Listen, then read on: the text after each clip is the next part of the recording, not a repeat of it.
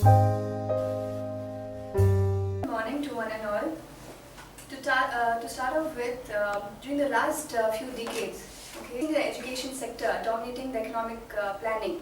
However, despite having so many reforms, agendas from the national level and the state governments as well, the higher education is in a complete complex flux. Now we are in the 21st century, but however we are following the 20th century regulatory architecture. Now we have countries like China, Singapore, Korea, from developing to developed state countries. How is that happening? That is happening because of strategic planning and larger vision. Now to discuss this online, its challenges and prospects, we have today on a panel Mr. Vishwanathan, the academic head for higher education, Mr. Satyanarayana, principal of RV College, and Mr. Venugopal, principal of Austin College, and we have sales head Mr. Jayant Dev. Okay, now I think Mr. Satyanarayana, sir, what is your view about online education? Good morning and thanks for having me here. I think in Indian education, I would like to put the whole education in the context before I even talk of online education.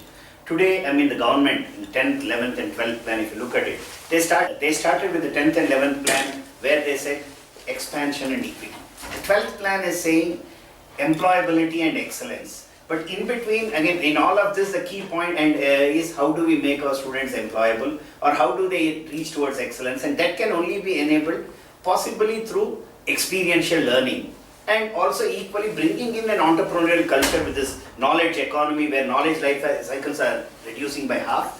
Product life cycles, an electronic product is hardly 24 months or 30 months, and a software would be only 18 months. So in this, how do we change this? And teachers have to keep adapting and evolving with this change. And for this, and all the knowledge is on the web in the knowledge. I think ICT enabled learning is very critical. Or if you look at it historically, I think from the days of Mahabharata, always it was the rich who could afford. Drona could teach all the things, but then there was also an Ekalavya even then, using distant mode learning. But here today, luckily, nobody will take the thumb. Maybe an agency like iScholar, for example, would enable them, and they could still go and compete at par. But both have to exist in parallel, and each one has to facilitate the other. And for this to happen, I think, as you rightly mentioned, we have not adopted proper means or technology, or even, it's evolving at the time. You cannot, wish away a teacher. Inspiration has to come from there. But the information with reasonable inspiration and animation can also come from online content. So how do we balance the two is a question, and I think it was what maybe our debate should evolve out of, right? That's right, sir. We do have capacity, tremendous capacity, but we lack in quality. So, what is, Mr. Venugopal, sir, what is your view or your take on It's a great opportunity for persons in the field of education to attend these kinds of discussions where we too can exchange our knowledge, and no man is perfect in the world. Every day we have to learn many things. Learning is a regular process till an individual dies. My personal opinion is education is key to progress. That's what we tell in sociology class. But education basically are of two types throughout the world. One is called traditional education, second is modern education. And now we are going to concentrate on modern education, popularly called online education. But recently I was reading an article in Hindu paper where Europeans and Americans accepted that Indian teaching style of taking classes in classrooms and interaction with students, even they too accepted that.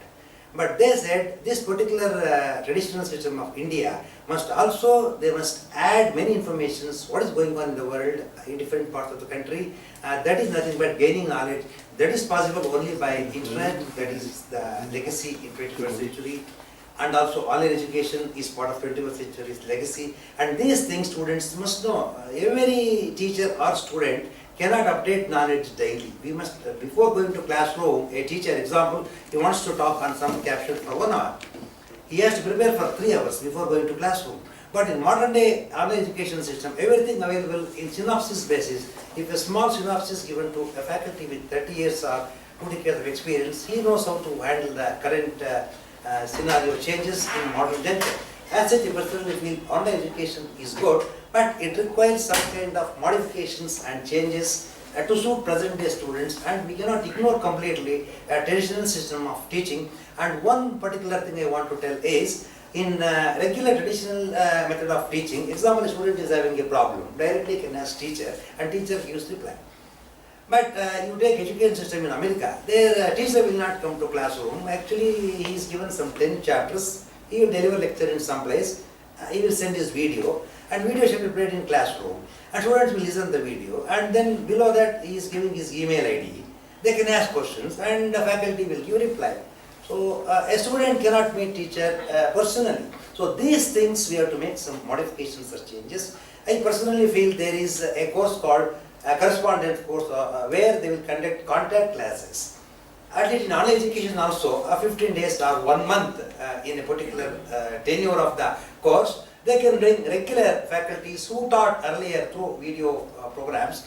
Then student can know who is my teacher and I met my teacher, and direct interactions possible. I think these things if they inculcate, online education definitely can overtake the traditional system. That is my viewpoint. Mr. Jain, sir, what is your economic, suppose from the economic point of view, what is the economic benefit of conducting a lecture in a virtual classroom or a real classroom?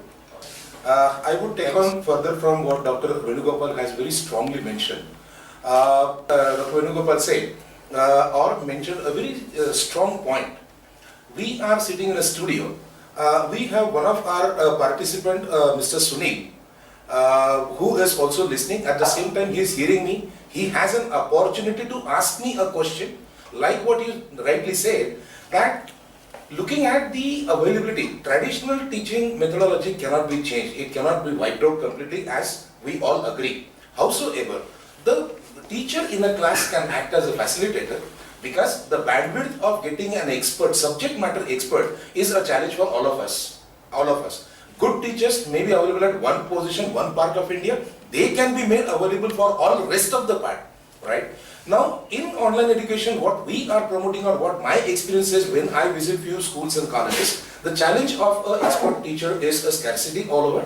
But wherever they are available, they are made available through this technology emerged, which is now. And the contact sessions are definitely a must, a must. I would believe to whom I am talking on comes in front of me, I built a rapport with that particular teacher or expert, and then if he comes online to me, I still maintain my connectivity.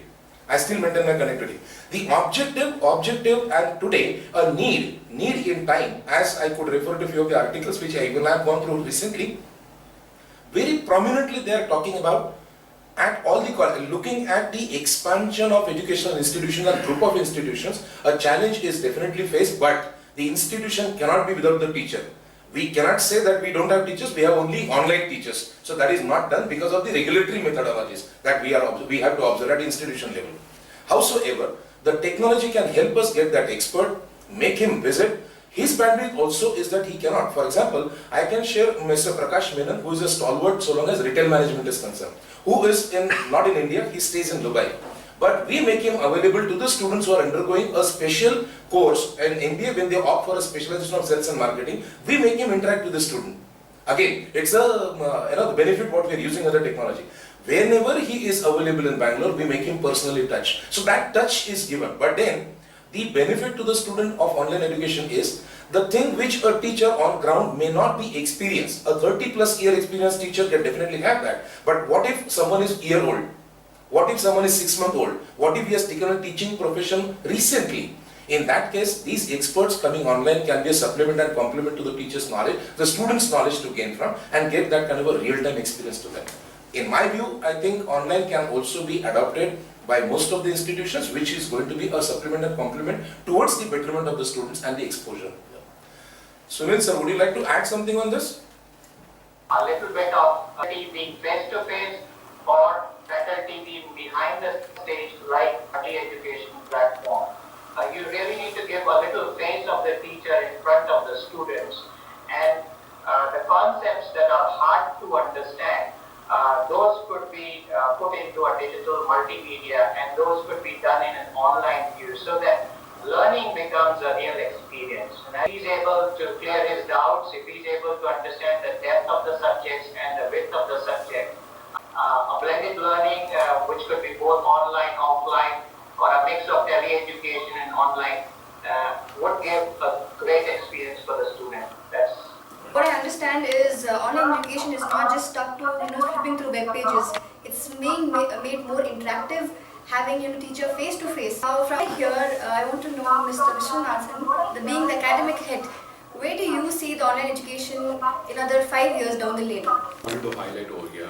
One is from the aspiration of India as a nation, one, and two in terms of quality. See, as a nation, we have a huge aspiration to churn out some of the best and good quality students. So do we have those sort of good quality students coming out from those institutions? If you look at India as a nation, all the, in fact, there are two contributors to the system. One is the private players, another one is the government players.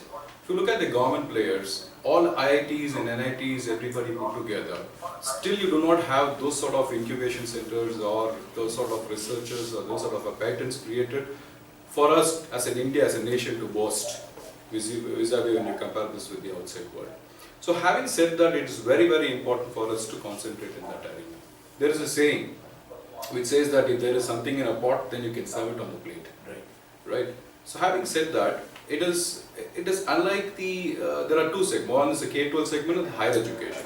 K-12 segment, the private players play a very important role, and then there is a perception that you get good quality education in the private sector. That's contrary when it comes to the higher education.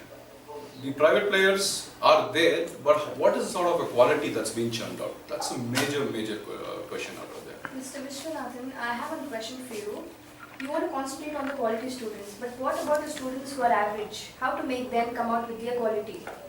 Okay, so that's a fantastic question. So if you look at the cities, the metros, if you look at the Delhi, Bombay, Bangalore, all this put together, the quality students, what we see vis-a-vis the other parts, the rest of the India, are huge out of there, because for the virtue of facilities, infrastructures, good teachers, good faculties, that's available out of there. But if you look at, if you just go to the remote parts of India like Assam, the ratio between the the quality output with two metros it's distinct, it's huge. And that's why we like to step in using the technology. And you rightly said online education and the technology that what we give. Today at iScholar, we are one of India's largest integrated technology services company. We enable the good quality faculties to teach to the remote parts. Like for example, RV is a reputed college which is based out of Bangalore. We would like to take some of the best lectures that's being given in RV college to the remote parts, let's say some college in Raichur or Gulbarga or somewhere in Madhya Pradesh, where the students get benefited to hear some of the experiences, learnings and knowledge from some of the best faculties out here. That's the endeavor. And when we say good quality education to all, this is what we mean at iScholar. Online education has to come again a long way as such. It's a first step what we have taken, but as a nation, it's a long way for us to go. And this only is possible when we create a good, rich ecosystem. We have centralized control and standardized approach towards higher education. What steps needs to be taken to adapt this online education conveniently? I think first of all of us have said the same thing that we need so far in our discussion, that we need a realistic and effective blend of online and offline requirement. And now the key point is, as you mentioned, how does the centralized facility in education delivery, is it enabling it, or do we need an alternative? And that is where, again, I think if you look at on India's history, I mean, autonomy has been advocated. Right from 1962 Radhakrishnan committee, which said more colleges should need autonomy. 10th plan said we should have more autonomy, 11th plan said we should have at least 10% autonomy. Today we have 40,000 colleges, hardly 300 institutions are autonomous. Now to adapt this, whatever facilitation that we need for our education and to deliver a more effective blended learning, autonomy is the key, and unfortunately as a key answer to your question is we do not have enough autonomy. And plus, in spite of the autonomy, now how do we adapt this? This is where I think experiential learning and intelligent use of online content and experiential learning could make a difference. For example, I mean, we have at RV for a modified or education curriculum, we have introduced 50% experiential learning, and also we make sure that the teacher, even before he takes a class, he has to, I mean, even as Mr. Jain rightly mentioned about even younger faculty. So we said that every faculty before he delivers a class has to prepare his content. and the whole campus is today connected with about 40 kilometers of wire and fiber, 200 access points. His content is on the intranet. Whole of, if he has leveraged, I mean, earlier when we started 5 years back, there was mainly open courseware. Coursera, edX, Udacity had not come. NPTEL was still not very popular. Now even SWAYAM has been introduced by government. All this has come on board. So we have said if you use any of them, it should be on board. We have licensed with permission complete NPTEL content on the intranet. And the student who registers his laptop or a mobile, or he can literally download everything in the intranet without having an external connectivity. And the said teacher should give his content first. And then next part of the, therefore online content leveraged. Then we said make this subject fairly key skill, as he mentioned, internal, whether it's rural or local student, finally all the knowledge should lead to skill. I think recently Prime Minister said, somebody said he had got a degree and someone was keep on asking what is your skill in the same context. So the skill has to be imparted, that is where experiential learning comes up. So the content is not just useful for understanding the subject, even skill can be attained. Is an example. We said experiential learning, and all the subjects have to be linked and one assignment. For example, we gave an assignment of an electrical car or a solar car for a first year student who was doing electronics, mechanical, physics, chemistry. They were so fascinated that all the class works together, each student has an independent question. So it looks at the best 5 products, 10 patents which enable them, maybe 50 questions of design, manufacturing, life cycle management, standards, everything. Now they wanted to develop a car and they were fascinated. They now started a project of developing a 2.5 crore race car, solar car which will run 3,000 kilometers. And same thing we tell in our judicial system also. Any magistrate or any sessions judge or even judge of Supreme Court passing a judgment, he must make sure 100% that he is passing capital punishment on the right accused. There may be same accused with same personality, same appearance. By chance, instead of passing an order on A, he passes order on B.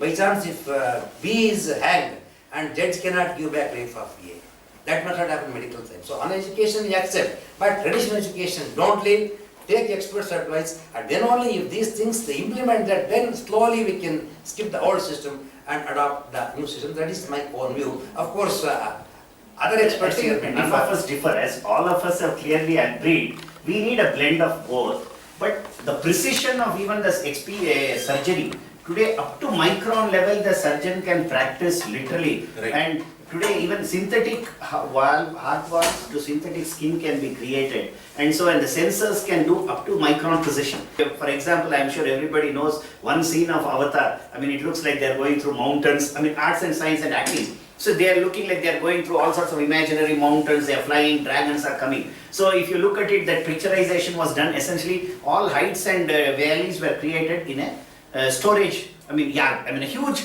yard which was essentially multiple boxes of various heights kept in a storage yard. And then using graphics for each scene, terabytes and terabytes of overview were filled up on that to make it, whether it is a mountain, whether it is a dragon, whether it is suddenly they are diving down into deep depths or underground. So with that frame structure. So that is where, so therefore arts, aesthetics, functionality and everything is blended. So that is the unique opportunity, and if it were to be done realistically, such a movie could have never been shot. Right. But both the visual pleasure and the aesthetic sense and all that perception that we could generate on an Avatar movie or today Bahubali. It's exactly what is, therefore, as he rightly mentioned, we all have to accept no one can ever replace the doctor. But there are many minimal things which the support system can enable. Same in teaching also. Teacher can never be replaced. But when there is no teacher, India today has 50% faculty shortage, whether it's arts and science or whether it is engineering. Across IITs, no institution today has enough faculty. And expert faculty is even further off. So that is where, but then as we said in the very beginning, the change of knowledge or acceleration in knowledge generation is so fast. If we do not leverage this technology, we will be complete, and especially when whole of the world's youth is here. The average age today in some parts of Japan is 65. Most of Europe are already nearing 50, and there are even US is nearing 40. We are the youngest nation, and China already has, because of its policy, has aged people. The youth are here. They need to be delivered in the developed and enabled in the latest technology, whether it is fitting a pipe or whether it is fitting a pipe in the heart for a surgeon. And therefore, we have to be fast in adopting, and we cannot afford to be slack or complacent saying, I am the best teacher, I will alone be able to deliver. And as he rightly mentioned, we need to have a good blend of both. and let us see that how do we enable each other to adapt and move forward, is my opinion. So staying with 2 points, you raised very important points. We're looking at 2020 or 2030. So kind of the goals what we have set up for ourselves in terms of GDP and the other parameters which measure the growth of the nation. The kind of the students and the kind of the employment opportunities for the youths that we look at are huge in numbers. So if that is going to be our aspiration, how many number of good quality students that we can churn out? Again, staying back with what I said in the earlier conversation as well.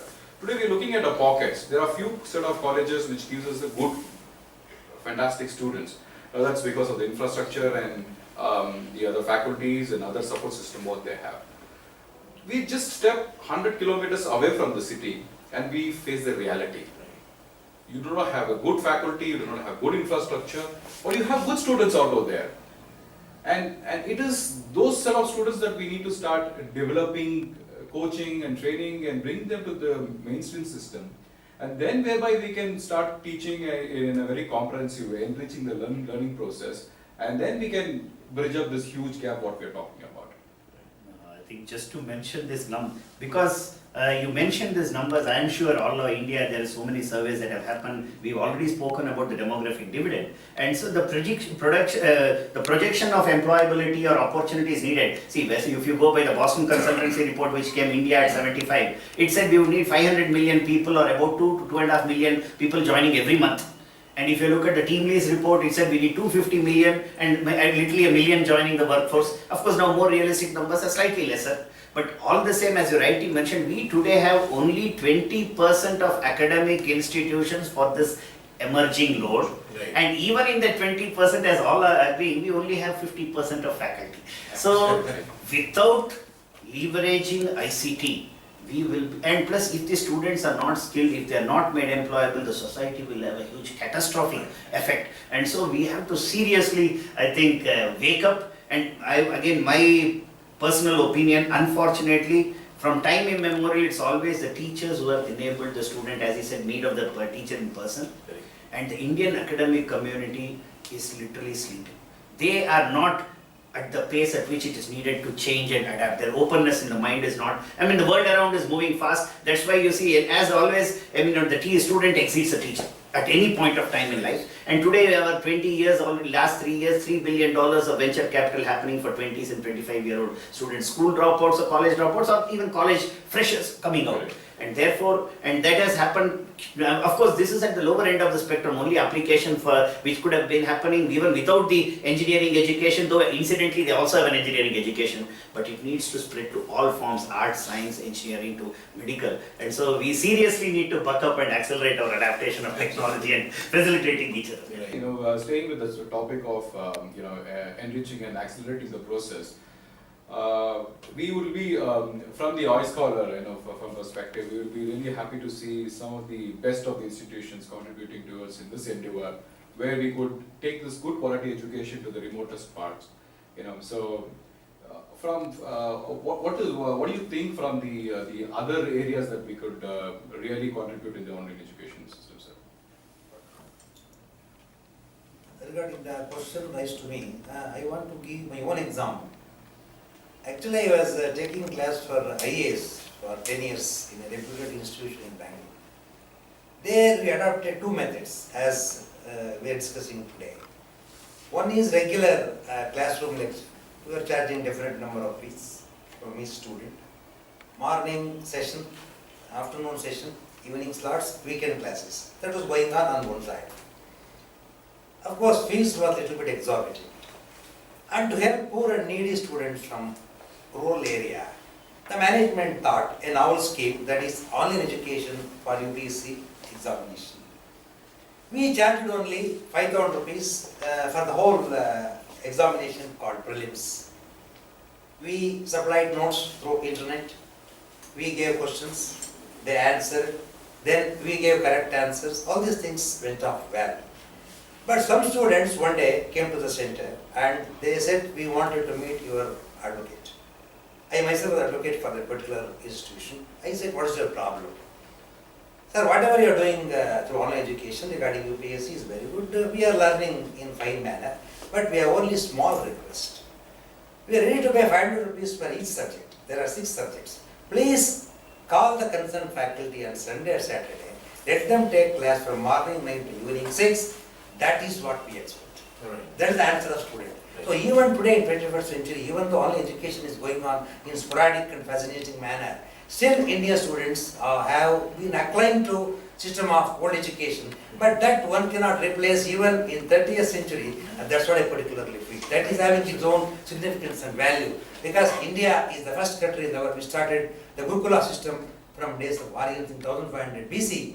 That's why that there is no substitute for that traditional system of teaching, is my own opinion, and I too accept that other luminaries here are going to accept my opinion. Mr. Jain, sir, I would like to add my personal experience here. As both of the speakers, both of you have made the same point, I would like to just share our experience. We have a place which is about 210 kilometers from the place where we are sitting now, a place called Pavagada. A Nagar Sevak from that place, who was principally a teacher, had an intention to do something good in his village. He started an English medium school. Initially, the whole enthusiasm of his, along with the people who gathered together, who were his partners and the teachers who committed that we would do teaching to the students, initially it started very well. Year down the line, one teacher started moving because they got 1 year experience and they thought, now no more Pavagada, let's go to Bangalore. Let's go to Metro. He started facing that acute crunch of getting another one, putting that pace, getting him on. We met him few days back.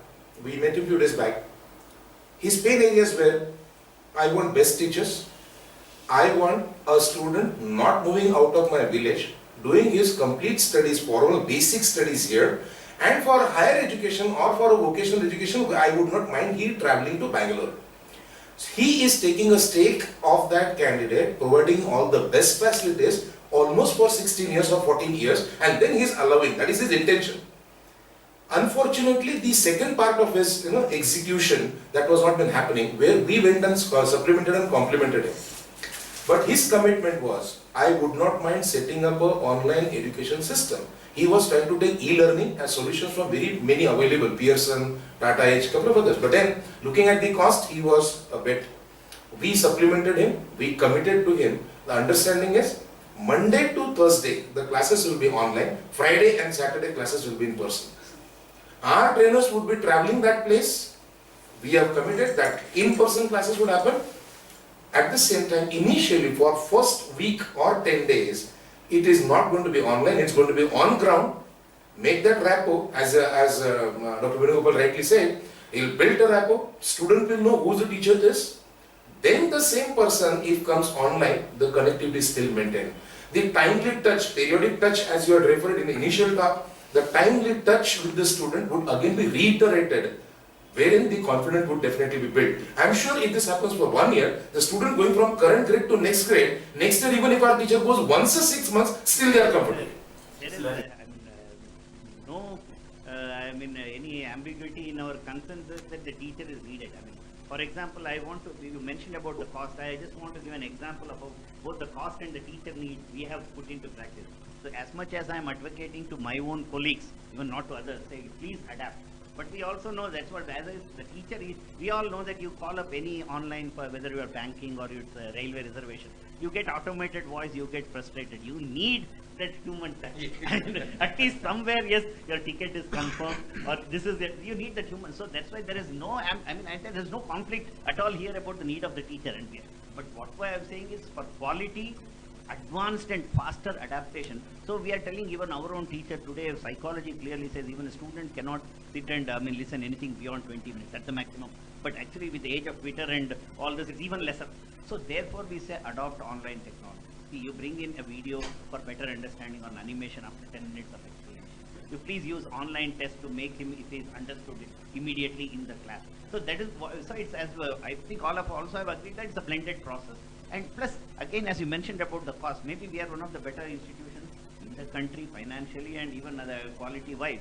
But it is still a model which if everybody has to adopt, what I would like this discussion to bring out is also look at the cost issue. Because without the cost, because many companies came, they said, okay, we want to give you this product. It's very inexpensive. It is 120 rupees per student, 100 rupees per student. And so, for example, an ERP solution along with teaching learning process, blended.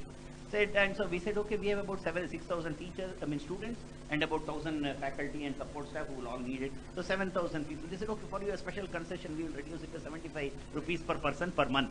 But that 75 rupees per person per month per annum, and along with the one-time 25 lakhs, some cost, comes out to only 90 lakhs. So, now 90 lakhs, even for a big college like RV, is a very tough ask. And if you were to, as you rightly mentioned, in the rural institution, will they be able to afford? So, as much as there is no ambiguity or even any misunderstanding about the need for blended need and the physical presence of teachers, somewhere even the low, for you to be viable, it may be a very small cost, 75, because that's the minimum. But even that, I would say, in an Indian context, for them, is still expensive. So we need to also look at business models which would enable it and make it viable. Because see, if we couldn't afford, I don't expect a smaller college to be able to adapt even at that, or even if they brought it to 50 lakhs per year, it's still a big number. So this is also something which needs to be deliberated parallelly, business models. Like for example, we had Harish Hande bringing in the solar energy without any subsidy. Say today 1 million houses. So how do we bring in this inclusive models, economic models for e-learning or leveraging ICT? Something That's where I wanted to step in and say the technology which we are bringing in. We spend a lot of man hours in terms of working out what would be the best model that can be taken to the market. There are many technologies that's available today. If you see the typical cost of connectivity between two places, a 2 Mbps lease line costs you close to about lakh and a half. And if you factor that against 12 months, it will not be really that affordable cost for the institutions that are 100 kilometers away from the metros. That's where we spend a lot of time. We tested, tried, worked on different models, and then evolved a technology where this technology will work on a 128 kbps dongle connectivity. So long as this internet, your mobile phone is connected to the data, your online, the iScholar's online education technology works over there. So we spent so much and research, and then we tested, and then we came out with this technology. Today we have this technology being used in places like Kolar, Pune. Pune, we are signed up with many large institutions which are using our technology. We have taken this technology to neighboring countries. One of the spectacular achievements at this point of time, I would say, is like we are signed up with neighboring countries like Bhutan, Myanmar, and Bangladesh, where we run the programs online right here from the studio. So like you have the studio set up, we have studios across Chennai, Bangalore, where we run the programs on basic English language to the high end of technology and other important IT courses.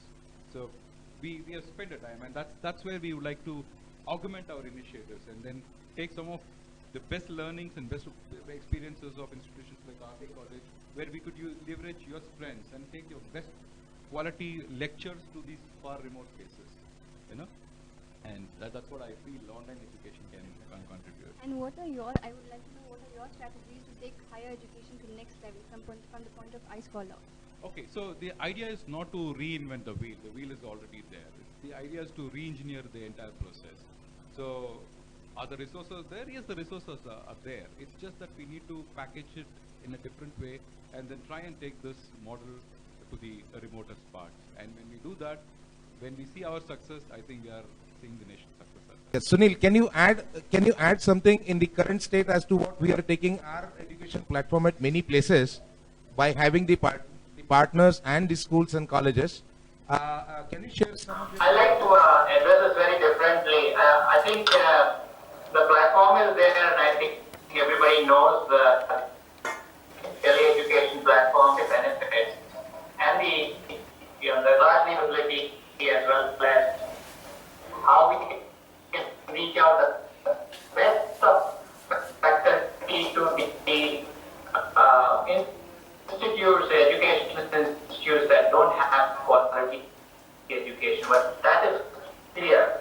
But at this conference, or a couple of points here, is I think we do need the best of the esteemed academia like yours to support along with the industry and along with the government to help quality education to the point, which means that today student is no problem. Student can anytime we put all of input and very practical students are right. The problem lies faculty needs when we manage college management or the chairman level, the large event, to drive awareness that it's more cost effective. Also, not only from their solutions that can enhance the student's experience. Faculty development is a key requirement. I mean, as much as we have everything else, even if they are a facilitator in an institute with all the facility, they should be aware fully, even facilitate or given smaller interjections wherever needed. So, and plus industry involvement. We are happy to say that looking at all of this, today we have, for example, got about 50 companies who have set up 30 crores worth of lab in RVC. So for experiential learning, so they can actually work hands-on everything that they learn. Besides, and so about 5.5 crores of software, 50 labs, industry labs in the campus, interdisciplinary experiential learning, and plus therefore faculty training, for example, with these companies have happened in India and abroad. I mean, if Bosch Rexroth has set up a process automation lab, I'm sure we all know that automation, whether it's software-enabled automation or whether it's instrumentation or industrial production automation, is a key enabler, trillions of dollars of opportunity in the near future. Yes. So faculty have been trained for the lab, the 5.5 crore facility in, say, Germany. They have gone and trained, but we are also, and the fallout of this, not that, I mean, our student placement alone has gone up. For in the last 5 years when they started earlier, without proper training, if they were being given jobs at an average salary of 2.5, today in 5 years the average salary is about 7.5 lakhs. And I mean, higher level gone up to 1 crore. And this year placement season has just started. 23 companies have come with leveraging ICT, leveraging industrial experience, faculty training enabled.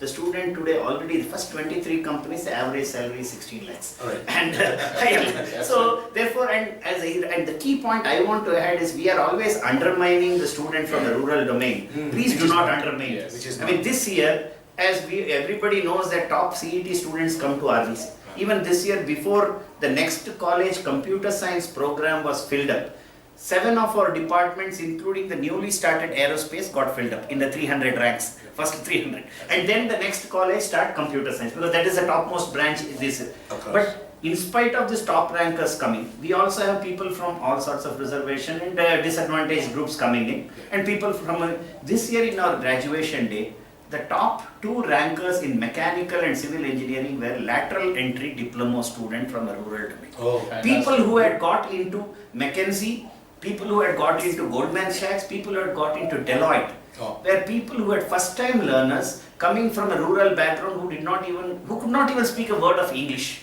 And after finishing this program, when they are joining that job with a 20 or 25 lakh salary, I think we have delivered something meaningful. And it is happening, and so that's where once again, why this iScholar or whatever this ICT enabling is critical is, if given even the smallest of platform, most of the innovation in most of the companies are happening because of them, because the whole world is coming here for global knowledge, local innovation. They do not know how to deliver solution for India, Latin America, Africa, China, Malaysia, Indonesia, Philippines. And India is that crucible or the test table where all of that has to be done at the most inexpensive way and best of ideas. And that is coming from these rural students, and therefore it is even more critical we have this engagement and we give them the platform, whatever way, whether it is with the teacher, without the teacher, with the technology enabling, and sky is the limit, it's truly opportunities unlimited. Yes, And so thanks for let's having me. quickly wrap up with some highlighted points from today's session. From I think the first point, what we need to concentrate is on the quality faculty members. We need to utilize them to the best. Second thing is, I think, concentrate on the remote students, remote area students. Anything else you would like The idea to is add? not to recreate and reinvent this wheel. The wheel is already there. It's just that we re-engineer things and then fill those meaningful pockets for seeing this best outputs to come. I was really delighted to hear when Doctor was talking about the 2 students getting into organization like McKinsey and Goldman Sachs. It's a phenomenal. There was more than 2 were the top rankers, but many of others. Many of the others. Many of the others getting into such very good established big brands. That gives a sense of satisfaction. And that's where we step in as an iScholar as an institution and see more and more number of students from the remote and rural area come into the mainstream. And that's the idea. And maybe just if I could add, if government or whoever is listening or seeing to this, as he mentioned, see, we are having this communication in spite of the best of connections, we still have a problem.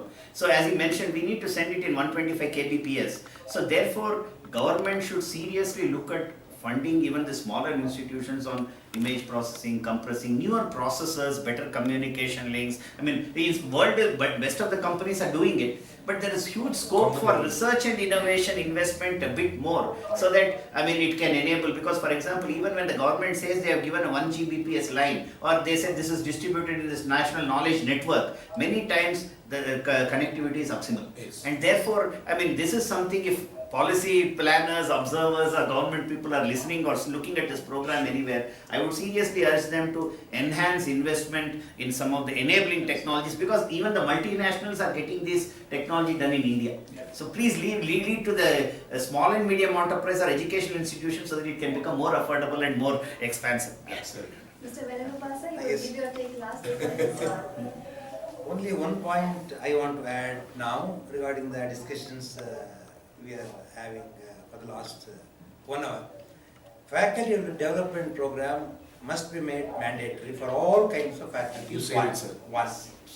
Second, my personal opinion is every year there may be 2 semesters in a semester system or annual examination. 2 times in a year, at least for minimum 3 days, they must obtain faculty training with reputed institution like iScholar. You said it, sir. Second point is, question is why they must obtain faculty training program. Take case of MBBS. A person completed MBBS 25 years back. His knowledge 25 years old. If he doesn't update present day knowledge, he can improve. 25 years back, there are no diseases like AIDS or dengue fever. He never heard about these diseases. By online education or inviting experts, he can learn what kind of disease it is, what are the symptoms, and what kind of drugs can be administered for this, and how we can recover. How we can understand these things by studying different magazines, papers, or watching TV, or through online education. So by these things, faculty can update knowledge. Every day is a gaining process. No man is perfect in the world. Every day we can learn many things. Now that's why it is said that knowledge is no man's boundary. Individuals think that entire thing known to us, but nothing known to them. What we know throughout world is only 1% in Brahmanda or galaxy. Still there are 99% things we are ought to know. That's why one must not always be optimistic that entire thing known to me, he knows only a few things and many things are unknown to us that we must know. To give a small example. Scientists makes many inventions, that is true. But my question is to scientists of past and present. A famous surgeon, if I am right, first heart transplant surgery was conducted in South Africa by Dr. Bernard in 1974. Many heart surgeries are being conducted throughout the world now. Presume a doctor is from Christian community. He starts operation by 10 o'clock in the morning. At 9:55, he goes to church and makes prayer to Jesus. And then enters theater. Why? Is he not having confidence on his profession? He got gold medalist. Unknowingly, element of Almighty will come to the mind. Anyone who is going to pay attention to Almighty, definitely Almighty is going to shower blessings on the individual. By chance, if he doesn't make any kind of pronouns to Jesus and goes to theater, performs the operation, unfortunately patient died. There he is going to, there he can find a pinch in the mind that he by chance if I had made submission to Almighty, a patient would have survived. These things are common. That's why whatever science makes inventions for some areas, there is no answer from science. We see tsunami waves in recent times. Why scientists cannot invent a machine, install that on sea beach? A sea wave is coming to the height of 180 feet. You must fix a scale. You have to press the scale to 1 feet. Can the sea waves come down to 1 feet? No, not at all possible. Whatever we cannot do, there the element of Almighty will come. Human beings think that we are experts. No, not at all. We have to learn many things, and individuals cannot overtake nature. And we have to nurture nature ecology. Or else what we have seen in North India regarding floods recently, that is the answer. I personally feel these things, that's what I wanted to So tell. from what I understand is, I think we need to have belief in whatever we do and give it the fullest and the best to it. Definitely. And the last point is, we must believe Almighty One. Before that, believe yourself. That is important. So I would like to thank our esteemed panel for taking time out for today's what we would be in future calling it as Ed Talks. So this is something in line with some popular programs that's which we see on the internet. So Ed Talk stands for Education Talks. So all those good things we try to do in education, we would like to put this under this brand and take this brand forward. So thank you all so much for taking time out and then sharing some of your best and fantastic opinions. And we look forward to having you, more in such programs. Thank you, sir.